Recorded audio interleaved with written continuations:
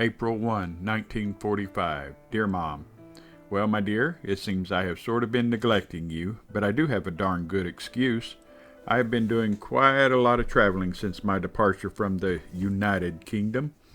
I am still not permanently stationed, so just keep writing to the old address. Soon I will send you a new one. Now, a few of my travels. En route, I got to stop in and visit some of the boys of the old 311th. It was swell to see them, too. We got to get a good look at Naples. I had my camera working overtime, and I did get a few fairly decent shots. While in Naples, we took a Red Cross tour of old Pompeii. You know, that old city that was completely engulfed by molten lava from the now extinct volcano, which lies adjacent to the old Vesuvius. Mount Suma, I think it is called. Several very successful attempts have been made to encompass the ruins, which lay under about 40 feet of cement-like lava and ashes, so that now one can get a very good idea of how the old city once looked, although the imagination has to be used to a great extent. I have some pictures to show a little of it. At the finish of the tour, you wind up at a little outdoor restaurant. It is surrounded by palm trees, and entangled grapevines form a sort of a roof. The small snowy white covered tables are expertly set and attended by Italian waitresses.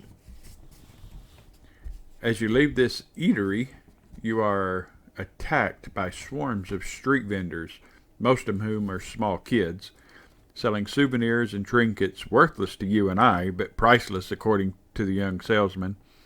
After cussing, shoving, and last of all buying, you manage to evacuate the area. The guide then takes you to a cathedral. This, however, is in New Pompeii. This house of God is, in my opinion, the most beautiful I have ever seen. These people go in for beautiful glass windows and mosaics. Although on orders, we were making the most of the Army's generosity in showing us the globe. We spent about 3 days in Cairo, Egypt. After passing over miles of desert wastes, you come to a very modern city. This city is a spectacular gem of Egypt, as is stated in storybooks.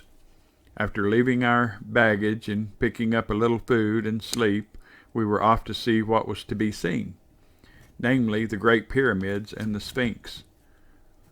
This we accomplished by the good old Red Cross. We picked up a bus and a guide. Our guide was dressed in a sort of a robe and the familiar fez, the latter making him look like an organ grinder's feature attraction. We rode just outside of Cairo, where lay one very large triangular mass of stones and several smaller ones. When we arrived on the spot, the masses looked even larger than we expected them to be. They aren't too impressive unless you use your imagination again and think of the characters breaking, carrying, and constructing the stones into these everlasting tombs. Inside these pyramids are numerous little rooms where the nobility was buried. In front of the pyramids is a strange animal or woman or something. It is called the Sphinx. It is part lion, horse, and woman. The head is one solid piece of stone, which is carried in the shape of a woman's head. I don't know if there is any connection or not. There is a large hole in the top of the head that cannot be seen from the ground. The priest used to get into this hole unobserved and talk. This made the people think that the Sphinx was talking. Several of us had our pictures taken on camels and horses in front of the Sphinx, with the pyramids in the background. You should get it in about 2 months. One very interesting thing the guide told us was how they broke the stone into various shaped blocks. They would drill holes about 2 feet deep along the way they wanted to break the stone. Into these they would put sycamore pegs, then fill the holes with water. The wood would expand and crack the stone. Pretty clever, huh? The guide then took us to a bazaar where the Egyptian high-pressure salesmen would try to unload their wares on us. I bought some perfume for my two best gals, you and Jenny. Cairo is a beautiful city, although most of the people live in squalor. Most of the buildings are very beautiful, made like the ones pictured on the Camel cigarette pack. There are enormous amounts of American cars driving around. They have stakes, neon signs, and film. You see, they don't know there is a war going on, so it seems. Well, here we all are in India, the land of magic, but we are still on the move. Soon you will know my new address. Here most of the people are black, or nearly so. They seem to be very energetic, too. These characters are small and very thin. They can carry very heavy loads on their noggins. They wear most anything, or mostly nothing, I should say. This country isn't too nice, but it isn't bad, although the people live in squalor also. Here you again meet the high-pressure type of individual, also the professional beggars. Well, kid, I am being quiet for now. I wrote Jenny practically the same letter. I hope it was interesting. Happy Easter, Mom and B.I. Your Jim. April 14, 1945. Dear Mom, well, kid, here's your boy again. I'm finally stationed again. They sort of screwed up on the orders and sent us to India by mistake. Then they had to send us back. We got quite a long tour of about half the globe in doing so. When we got here yesterday and got situated, I was too tired to write, but I did send you and Jenny a change of address V-mail form. The boys here say the mail situation is fairly good. I hope so, as it has been quite a while since I have had any mail. We were in Casablanca a few days before coming here, and I got to see a little of the day and night life that takes place there. I wasn't too impressed by it all, but I did have a good time. In Casa, as in most of my recently visited metropolises, I found quite a collection of beggars, thieves, and scroungers. You come across the usual filth and finery of the Arabian French-occupied cities. The buildings, as a rule, are very modernistic in design. On the outskirts of the city, you see field after field of vivid, colorful flowers, while the roadsides are adorned with palms. The money system is odd in the respect that no coins are used. It is all small bits of cardboard. I am sending one. It is half of a franc, worth about 1 cent. I was just looking at my Schnorter. I have been in about 20 countries, although I have a couple notes of countries in which I haven't hit. I also have quite a collection of coins. How is everything coming along? I will be able to send a little more home this month, because I have some back flight pay to collect. How is my big sis doing? And the feller? How's he? I have a present for him I got in Cairo. When I get a chance, I will send it on to him. I have a very nice room here, no luxuries, but very neat. The picture developing here is lousy, so I won't be sending you many photos, but I will bring them when I come, okay? When I was coming out of the mess hall today, I ran into an old pal of mine. Gosh, it was surely good to see him. When I was in Casa, I saw Lou. He said that he had written you. He is a swell Joe, too. Well, dear, I guess this is it. Your Jim. April 16, 1945. Dear Mom, well, kid, here's your boy, tired as, but still yours. I've just come back from my first trip here. Boy, is it swell to be in the groove again. Rut, if you prefer to call it that. Mom, I want you to pack up my khaki summer clothes and send them to me. You see, we will be changing into them very shortly. I guess it's pretty hot here in North Africa, so they tell me, and tried to teach me in geography. My buddy and I have our room. fixed up fairly nice now. I really like it too. I know you will get a kick out of this, so hang on. Our crappers here are the latest Parisian French jobs. When you gotta go, you plant your feet on two raised places for that purpose and squat, just like out in the woods on a picnic. When you finish and ready to flush, you grasp a chain that dangles above your head. Pull it and jump at the same time, unless you want to wash off your shoes or cool your feet or something. It's always good for a laugh, though, don't you think? It's tough on us poor Yanks.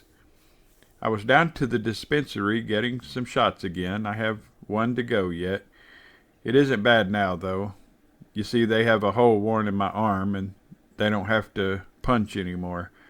Just like filling a football with one of those needle valves. Understand? My buddy is in the sack already, and I'm pretty tired, so I think I'll cut it off for now. Take it easy.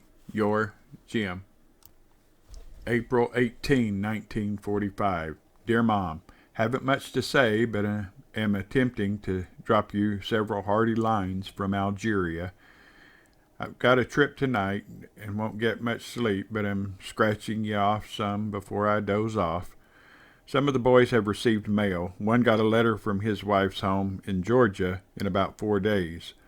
This is very, very good service, to say the least. I just hope I do as well. Mom, I am going to find out about my income tax, the one I got a deferment on. If I can, I'm going to let you pay it. I might as well, 'cause I'll have to pay it later anyway. What do you think? I'd like to have a clean slate when this chaos is finished.